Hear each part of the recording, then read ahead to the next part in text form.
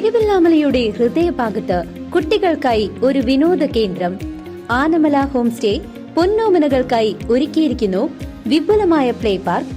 കുട്ടികളുടെ മാനസികോല്ലാസത്തിനും വിനോദത്തിനും ഇനി തിരുവല്ലാമലയിലേക്ക് ഏവർക്കും സ്വാഗതം.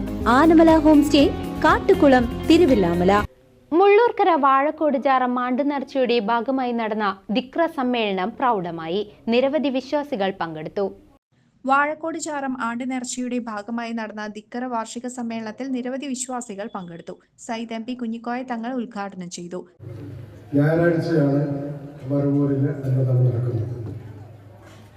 അള്ളാഹുവിൻ്റെ അപാരമായ അനുഗ്രഹം കൊണ്ട്, മഹാനായ വലിയൻ്റെ വലിയ കറാമത്ത് കൊണ്ട് കഴിഞ്ഞ 19-ാം തീയതി മുതൽ ഇന്നലെ വരെയും വലിയ പരിപാടി നമുക്ക് നടത്താൻ കഴിഞ്ഞു.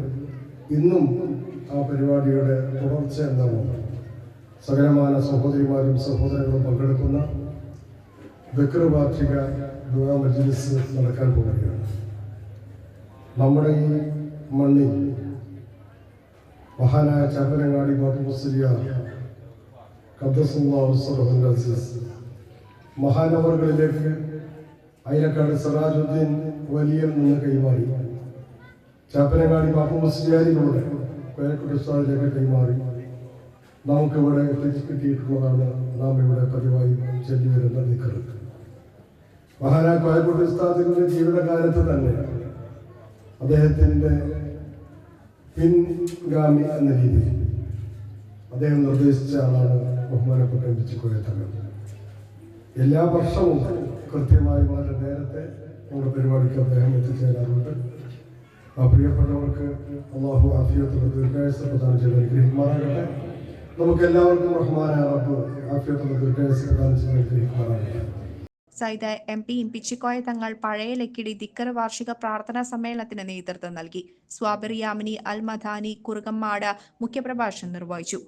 PSM ഫൈസൽ മൗലവി, വടക്കാഞ്ചേരി ഹംസ ബക്കാഫി, TH ഉമ്മർ ധാരിമി, AH ഖമറുദ്ദീൻ ഉലൂമി, വാഴക്കോട് മഹല്ല് president M Abu Sahib, general secretary VS Abdul Jaleel, മദ്രസ management association general secretary KM Ummer master, SMF Mullurkara range treasurer KA Marakkar Haji, Ashraf Moulavi എന്നിവർ പങ്കെടുത്ത് സംസാരിച്ചു. പങ്കെടുത്ത മുഴുവൻ ജനങ്ങൾക്കും മധുരപാനീയവും നേർച്ച ഭക്ഷണവും നൽകി. ഭക്തി നിർഭരമായ പ്രാർത്ഥനകളിൽ പങ്കെടുത്ത ആത്മനിർവൃതിയോടെയാണ് വിശ്വാസികൾ മടങ്ങിയത്.